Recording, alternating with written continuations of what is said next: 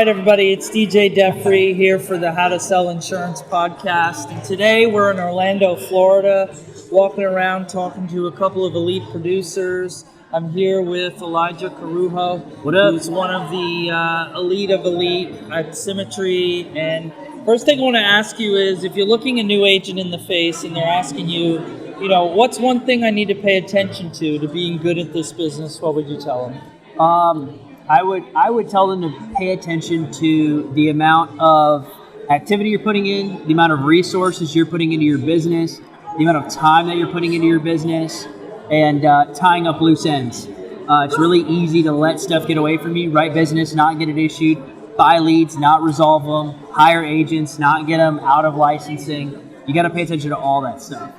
So let's break down two things you just mentioned. First, with activity, give me some specifics for a new person.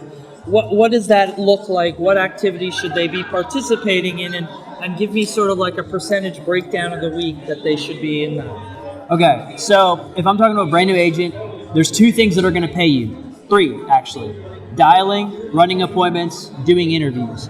If I'm talking to a brand new person just starting, the number one thing that new agents don't do that results in failure a lot of times is not making enough calls. Can't even tell you how many times I talked to somebody who's complaining about not making enough money, and then I ask them how many calls did you make, and they said they picked up the phone and dialed 100 dials. That's like 3 hours worth of work. And so that would be the number one thing that I would focus on, is make as many calls as you possibly can. I would dial for 8 hours a week minimum if I was brand new. I've been doing this for about 3.5 years. I dial anywhere from 4 to 6 hours a week. And then that yields my 12 to 15 appointments, which is the magic number. Here at Symmetry, one of the cool things is we got to work time and money balance. Nobody's going to come here and tell you that you need to run 30 appointments in a week. All you need is 12 to 15, and you're going to be able to make a great income here. But you can't get those 12 to 15 without the front end activity of dialing. Now, before we move on, right, there's a lot of folks that watch this podcast who are not necessarily at Symmetry and are just out there doing life insurance in general. And so they may or may not have the resources. And as we know, this whole thing is a contact sport, right? It's really about contacting people and having those conversations. So when you were new and you were putting that time into dialing, give us a little bit of an insight on how you would overcome that feeling of rejection or their objection. So how would you overcome rejection and objection, especially when you're new and you're new to this business and you want to make those appointments, but you just don't know how? Okay, so two things. Rejection, you got to get comfortable with it. If your emotions are going to get derailed by somebody telling you no, then you're in the wrong business. You got to get comfortable with people telling you no. Rejection's a good thing. The more no's you get, the closer you get to a yes. One yes will pay you more than 1,000 no's. Being able to mentally comprehend that keeps you going. Getting no's are a good thing. Every no is practice. If I dial, and to this day, I've been doing this for a while. I make money every single week. To this day, I still get people who tell me, no, I'm not interested. No, stop calling me. No, take me off your list. It's not a big deal. So you have to be okay with rejection. Rejection is a good thing. Getting good at objections, that just takes practice. Practice doesn't make perfect. Practice makes progress. And so if you're getting hung up on the phone a lot, or you're getting this same objection over and over again, it's probably due to your phone script. I stick to a script. If you don't have a script, write one. If you don't have one, go download one offline. Like, you can find something online if you don't have a resource to get a phone script. But a script will keep you saying the same things on every phone call, and that is a system. Right.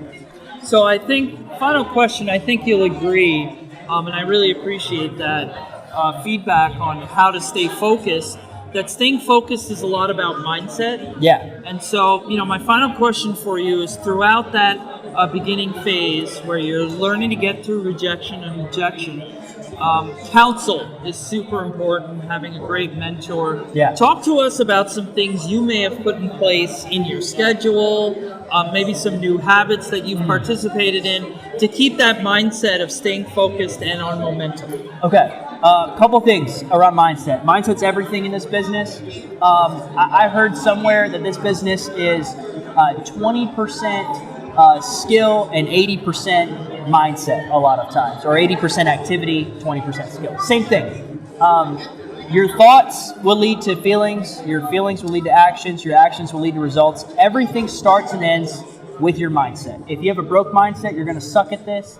If your mindset is weak, you're going to suck at this. Cool thing is you can work on that. I work on it a couple different ways. I read a lot.